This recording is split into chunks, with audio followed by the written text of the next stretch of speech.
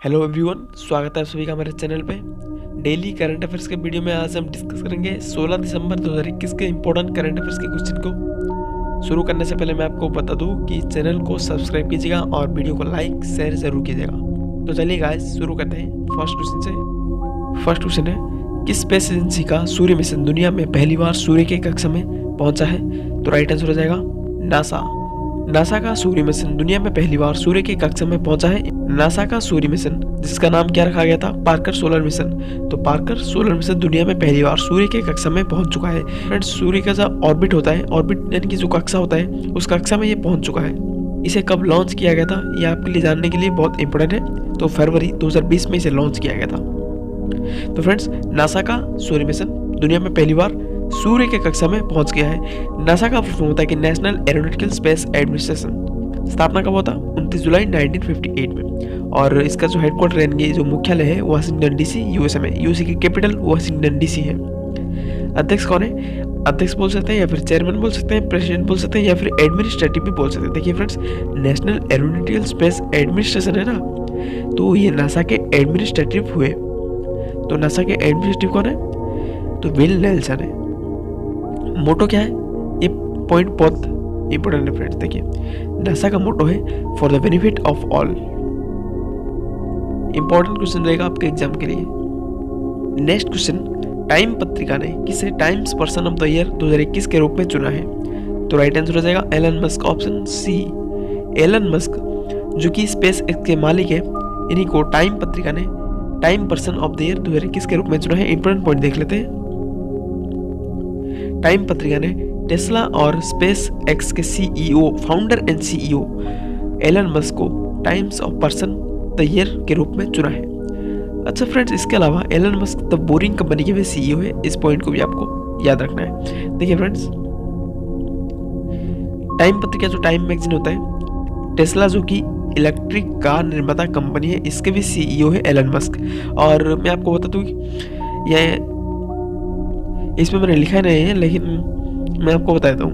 अभी जो billionaires index जारी किया था, जो कि अमीरों की लिस्ट जारी किया था, उसमें टॉप पर था एलन मस्क, और सेकंड पर थे जेफ बेजोस, थर्ड पर थे mark Zuckerberg, sorry Bill Gates थे, और फोर्थ पर थे मार्क जकरबर्ग, तो जो कि फेसबुक के फाउंडर हैं, सीईओ हैं। Next question, Pakistan cricket board के नए सीईओ कौन बने हैं? तो राइट आंसर हो जाएगा ऑप्शन ए फैसल हैसलमैन। जैसा कि आप लोग इमेज में देख पा रहे होंगे, यह है फैसल हसनैन। अब इन्हीं को ही अपॉइंट किया गया है नए सीईओ के रूप में पाकिस्तान क्रिकेट बोर्ड का। अच्छा, तो फ्रेंड्स, हम बात करेंगे पाकिस्तान क्रिकेट बोर्ड के बारे में। इसका फॉर्मेशन कब हुआ था, यानी कि इसका जो स्थापना कब हुआ था? 1949 में। इसका हेडक्वार्टर कहाँ पर है? तो लाहौर में है। और इसके अध्यक्ष रमीज राजा, और इसके सीईओ तो यही बने, फैसल हसनैन। अच्छा तो फ्रेंड्स, हम यहाँ पर कुछ ऑप्शंस है। संजीव मेहता, अभी संजीव मेहता बने थे फिक्की के नए चेयरमैन बने थे, जिन्होंने स्थान लिया था उदय शंकर का स्थान लिया था संजीव मेहता ने। और कैथरीन डसल, मैंने कल ही आपको पढ़ाया था, यूनिसेफ की नई चीफ बनी थी कैथरीन डसल। एंटोनियो गुटेरेस ने इन्हें अपॉइंट किया था, मैंने कल ही आपको पढ़ाया था। सुजन अर्नोल्ड कुछ दिन पहले ही डिज्नी बोर्ड की नए अध्यक्ष और पहली महिला अध्यक्ष कौन बनी थी? सुजन अर्नोल्ड, यानी जो पहली महिला चेयरमैन सुजन अर्नोल्ड बनी थी। Next question, children's film society of India यानी कि CFSI शॉर्ट में बोल सकते हैं, इसके नए सीईओ कौन नियुक्त हुए हैं? तो आंसर हो जाएगा ऑप्शन डी रविंद्र भाकर। रविंद्र भाकर बने हैं children's film society of India यानी कि CFSI के नए सीईओ के रूप में। इंपॉर्टेंट पॉइंट में बात करेंगे CFSI के यानी कि children's film society of India के। इसका हेडक्वार्टर मुंबई में आपको मिल जाएगा। और इसका जो स्थापना होता, इसका फॉर्मेशन हुआ था 11 मई 1955 को इसका फॉर्मेशन हुआ था। और इसके अध्यक्ष है मुकेश खन्ना। शक्तिमान देखे ना फ्रेंड्स आप लोग? शक्तिमान मुकेश खन्ना वही है, और सीईओ रविंद्र भाकर। तो फ्रेंड्स, अब मैं आपको टॉप 5 सीईओ करंट अफेयर्स बता देता हूँ। ट्विटर के नए सीईओ कौन बने? पराग अग्रवाल बने। और मिंत्रा के नए सीईओ बने नंदिता सिन्हा। ICC के नए सीईओ जियो फलाडिस बने। अमेजन के नए सीईओ NDJC, इनसे पहले जेफ बेजोस थे। वाईकॉम 18 के नए सीईओ ज्योति देशपांडे। फ्रेंड्स, मैं आपको बता दूं कि सीईओ के ऊपर मैंने एक वीडियो बनाया है, आप लोग जाके वीडियोस में देख सकते हैं चैनल पे।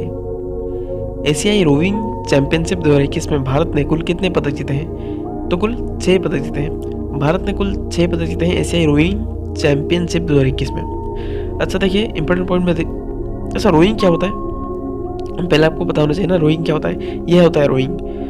अच्छा इसी रोइंग चैंपियनशिप चल रहा था कहाँ पर? थाईलैंड में चल रहा था। इंपॉर्टेंट पॉइंट में देख लेते हैं ना, थाईलैंड में आयोजित एशियाई रोइंग चैंपियनशिप 2021 में भारत ने कुल 6 पदक जीते हैं, जिसमें कि 2 स्वर्ण 4 रजत सहित कुल 6 पदक जीते हैं। इसमें मेन देखिए सीनियर रोवर अरविंद सिंह ने स्वर्ण पदक जीता और भारत के आशीष फोगट और सुखजिंदर सिंह ने रजत पदक जीता है। अगला question, supersonic missile assisted release of torpedo, यानी कि हम इसे स्मार्ट शॉट में बोल सकते हैं। इसका सफल परीक्षण किसने किया? तो डीआरडीओ ने किया। ऑप्शन बी, डीआरडीओ ने सफल परीक्षण किया है supersonic missile assisted release of torpedo का। कहाँ पर? उड़ीसा के तट में। अच्छा डीआरडीओ, इसका मुख्य आपको न्यू दिल्ली में मिल जाएगा और इसका स्थापना होता है 1958 में और इसका जो फुल फॉर्म होता है कि defence research and development organisation, रक्षा अनुसंधान विकास संगठन हिंदी में बोलते हैं। स्थापना होता है 1958 को और इसका हेडक्वार्टर आपको मिलेगा न्यू दिल्ली में, यानी कि मुख्यालय इसका है न्यू दिल्ली में। और अध्यक्ष यानी कि चेयरमैन जी सतीश रेड्डी, और जी सतीश रेड्डी को भी एक पुरस्कार भी मिला था, आर्यभट्ट पुरस्कार। डीआरडीओ डे ये कब मनाया जाता है? तो 1 जनवरी को मनाया जाता है। अच्छा तो फ्रेंड्स डीआरडीओ का मोटो क्या है? एग्जाम में पूछ लेते हैं। डीआरडीओ का motto strength origin is in knowledge. अगर आपसे पूछा जाए कि सिंधु नेत्र उपग्रह को किसने विकसित किया है, तो डीआरडीओ ने विकसित किया है सिंधु नेत्र सैटेलाइट। पहली स्वदेशी मशीन पिस्तौल, इसका नाम है एएसएमआई, इसे हम अस्मी बोल सकते हैं। तो पहली स्वदेशी मशीन पिस्तौल अस्मी, इसको किसने विकसित किया? तो डीआरडीओ ने विकसित किया। सीआरपीएफ के लिए पहली बाइक एम्बुलेंस, इसका नाम क्या रखा गया था? रक्षिता। इसको किसने बनाया? तो डीआरडीओ ने बनाया है। अगला question, watershed how we destroyed India's water and how we can save, पुस्तक को किसने लिखा है? तो राइट आंसर हो जाएगा ऑप्शन ए, मृदुला रमेश। मृदुला रमेश ने लिखा है watershed how we destroyed India's water and how we can save, पुस्तक को लिखा है मृदुला रमेश ने। इस सभी को आपको याद रखना है।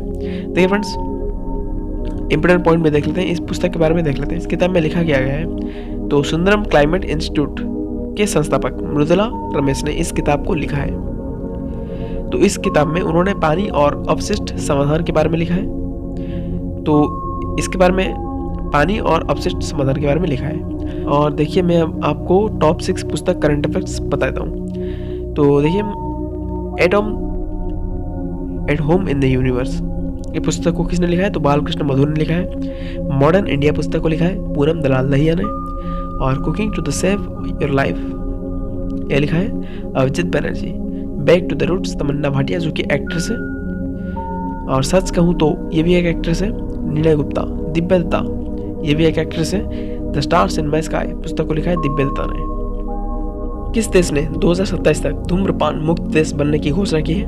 तो न्यूजीलैंड। ऑप्शन सी, न्यूजीलैंड ने 2027 तक धूम्रपान मुक्त देश बनने की घोषणा की है। अच्छा तो न्यूजीलैंड मैप में देखते हैं ना, न्यूजीलैंड मैप में हम देखते हैं, वर्ल्ड मैप में देखें तो न्यूजीलैंड कहाँ पर है? तो न्यूजीलैंड यहाँ पर है। देखिए फ्रेंड्स ओसेनिया कॉन्टिनेंट में आता है।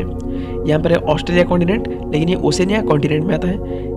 यहाँ पर कुछ नीचे है, यहाँ पर मैं आपको जूम करके देता हूँ, न्यूजीलैंड यहाँ पर है।